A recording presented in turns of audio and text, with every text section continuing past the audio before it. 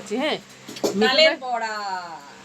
মিঠু ভাই কে তোর জানো তো আগের দিন দিদা একটা তাল দিয়ে গেছিল, মাকে বললাম তালের বড়া বানাও, কিন্তু তোমরা তো জানো মা আমাকে তেলের জিনিস কিছুই খাওয়াবে না। তো দেখো এখানে মা কি করে বানাচ্ছে। প্রথমে নিয়েছে ব্রাউন রাইস, মুসুরির ডাল আর আমন্ড বাদাম, সবকিছুকে ভালো করে ধুয়ে জল দিয়ে ভিজিয়ে রেখেছিল কিছুক্ষণের জন্য, এরপরে ভালো করে পেস্ট করে নিয়েছে।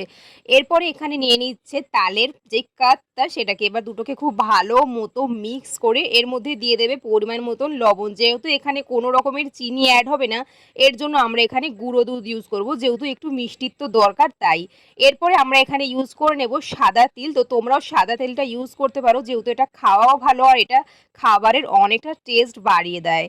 তো সব কিছুকে আমরা ভালো করে মিক্স করে নেবো। এরপরে দেখো সসপ্যানের মধ্যে দিয়েছি পরিমাণ মতন জল, এবার এটাকে ভালো করে গরম করে নেবো। হাতে কিছুটা তেল দিয়ে দিচ্ছি, আর দেখো গামলা, যেই ফুটো ফুটো গামলাগুলো হয় সেটার গায়ে ভালো করে মাখিয়ে নিচ্ছি, যেহেতু এটা ভাপা বড়া হবে, এটা তেলে ভাজা বড়া হবে না। প্রথমেই বলে রাখি, এটা যখন ঠান্ডা হয়ে যাবে তখন বড়াটা অনেকটা শক্ত হয়ে যাবে, যেহেতু এখন অবধি বড়াটা ঠান্ডা হয়নি। দেখো এখন আমরা যখন বড়াটাকে নামাবো এখনো কিন্তু ধুমো উঠছে, এটা যখন পুরো ঠান্ডা হয়ে যাবে তখন এটা অনেকটা শক্ত হয়ে যাবে।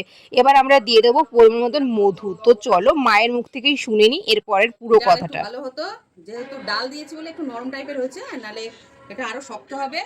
আর ওর যেহেতু অনেক কিছু খাওয়া বারণ, এবার তাল বড়া কি করে খাওয়াবো, তালের বড়া করতে পারছি না বলে আমি এরকম করে তাল দিয়ে বানিয়ে দিয়েছি।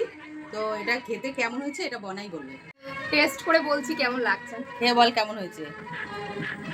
যদি চিনি নেই তো মধু দিয়ে খেতেও খারাপ লাগছে না, ভালো লাগে। তোমরা ট্রাই করতে পারো। যদি তেলে ভাজা, এটা ভাপা, তো ভাপা তালের বড়া